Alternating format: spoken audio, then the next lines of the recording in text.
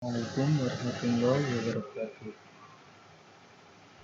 Sini dengan saya Muhammad Reza Robianto, NIM 18049111053. Di sini saya akan menjelaskan tentang merancang pembangkit frekuensi dengan IC 555. Pembangkit frekuensi atau frekuensi generator adalah peralatan elektronika yang berfungsi sebagai pembangkit gelombang atau frekuensi secara periodik dengan amplitudo yang konstan.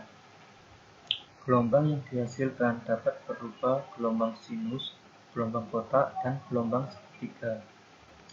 Selanjutnya, saya akan menjelaskan tentang periode, amplitudo, dan frekuensi. Periode adalah waktu yang dibutuhkan untuk menempuh satu kali putaran atau satu panjang gelombang penuh. Yang dimaksud periode adalah waktu yang dibutuhkan oleh satu gelombang. Berikutnya, amplitudo. Amplitudo adalah simpangan terjauh dari titik keseimbangan. Susunan dan fungsi pin-out IC 555. IC 555 mempunyai 8 pin yang mempunyai fungsi dan karakteristik masing-masing. Pin 1 ground sebagai tersambung pada ground.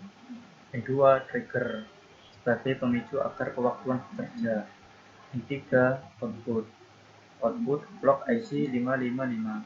Pin 4 reset pin untuk menghentikan kerja IC jika output diberi logika low. Pin 5 CV atau control voltage berfungsi untuk membagi tegangan 2/3 VCC. Pin 6 threshold berfungsi untuk menghentikan kerja IC jika pin 6 di bawah 2/3 VCC. Pin 7 discharge berfungsi membuang muatan kapasitor ketika V lebih dari 2/3 VCC. Pin 8 VCC tersambung pada VCC. Prinsip kerja pada skema terdiri dari sebuah IC 555, 3 buah resistor, dan 2 buah kapasitor elko. Saat rangkaian diaktifkan, mula-mula kapasitor mengisi muatannya melewati resistor. Kapasitor mengisi muatannya hingga tegangan pada kapasitor lebih dari 2/3 VCC. Artinya, jika tegangan kerja adalah 5 volt, maka kapasitor mengisi sampai tegangan 2/3 dikali 5 sama dengan 3,33 volt. Pada saat kapasitor mengisi, output pin 3 adalah high. Saat tegangan pada kapasitor lebih sedikit saja dari 3,33 volt, transistor internal yang berbeda pada pin 7 akan aktif sehingga muatan pada kapasitor dibuang ke kaki 7 hanya melewati resistor. Tegangan pada kapasitor dibuang sampai nilainya sedikit di bawah 1/3 kali VCC atau 1,6 volt. Saat kapasitor membuang muatannya, output pin 3 IC akan berubah menjadi low. Berkurangnya tegangan kapasitor di bawah 1/3 VCC menyebabkan transistor internal pada kaki 7 terputus, maka kapasitor mengisi lagi sampai 2/3 VCC yang menyebabkan siklus yang terulang terus-menerus. Kerja dari rangkaian dapat dihentikan dengan cara menghubungkan pin 4 atau reset ground. Dengan cara ini, maka output pin 3 akan berubah menjadi low. Dari prinsip kerja tersebut, didapat fakta bahwa kapasitor mengisi muatan melewati resistor, sedangkan kapasitor mengosongkan muatan hanya melewati resistor saja. Dengan perbedaan resistansi ini menyebabkan perbedaan interval waktu kapasitor pada mengisi dan membuang muatan yang berpengaruh pada output pin 3 IC. Dengan demikian, terdapat perbedaan waktu output pada saat logika high dan low. Perbedaan waktu ini disebut duty cycle atau siklus Dubus. Frekuensi dan duty cycle.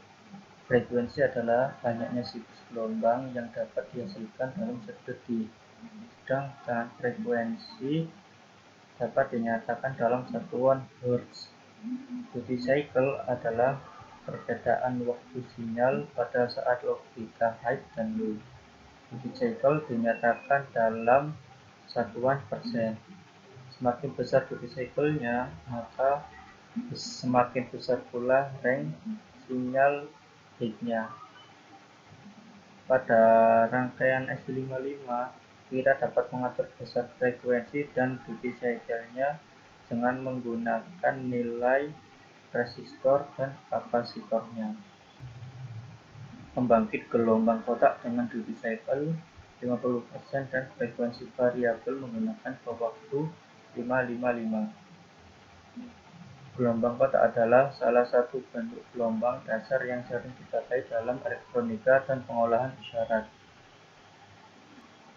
Pembangkit gelombang kotak tersebut terdiri dari sebuah pewaktu 555 yang dirangkai dengan 2 buah resistor dan 2 buah kapasitor, serta sumber tegangannya dengan baterai. Jika resistor pada rangkaian tersebut dengan nilai pada 10 k ohm dan 10 k ohm. Jadi, dengan mengatur nilai kapasitas dari kapasitor, frekuensi keluaran dapat diubah. Misalnya, untuk menghasilkan frekuensi 56 Hz, gunakan kapasitor dengan kapasitas sebesar 39 mH. Duty cycle dan frekuensi dari gelombang kotak keluaran ditentukan oleh nilai komponen eksternal, yaitu resistor serta kapasitornya. Untuk memahami prinsip kerja dari rangkaian ini, mula-mula keluaran pin out berlogika rendah, misalnya 0 volt, dan kapasitor telah terisi penuh oleh sumber tegangan DC, misalnya sampai tegangan 12 volt melalui resistor.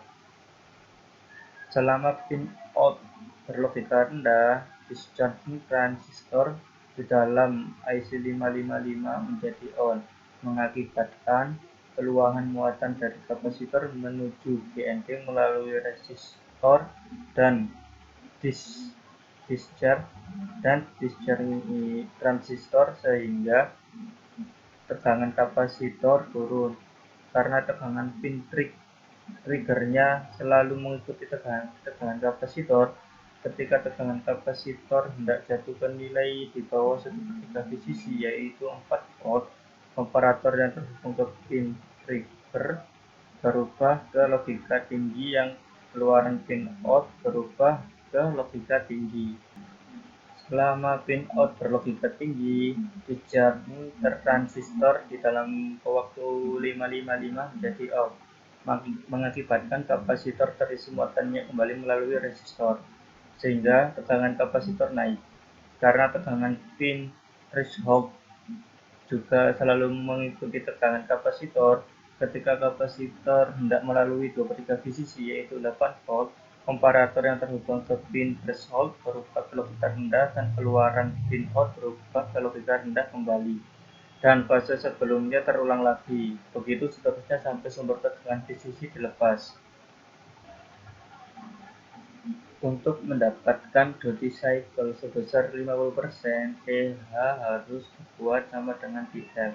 Selain itu, resistor tidak boleh memiliki nilai lebih daripada separuh nilai resistor yang pertama, sebab hal itu akan mencegah tegangan kapasitor turun sampai 1/3 VCC, sehingga rangkaian tidak akan tersulut. Ada dua kombinasi nilai resistor 1 dan resistor 2 yang bisa dengan mudah dipakai, yaitu 33 k ohm dan 13,9 k ohm. atau seri 10 k ohm dan 3,9 k ohm. Demikian penjelasan dari saya. Apabila terdapat kata yang salah, saya mohon maaf yang sebesar-besarnya. Wassalamualaikum warahmatullahi wabarakatuh.